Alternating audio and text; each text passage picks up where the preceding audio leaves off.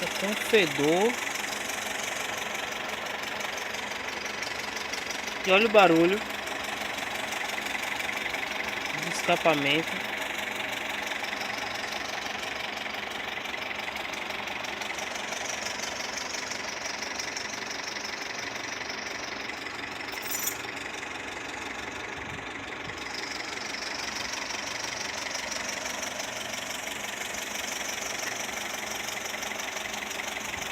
Dentro do carro fica com cheiro de queimado.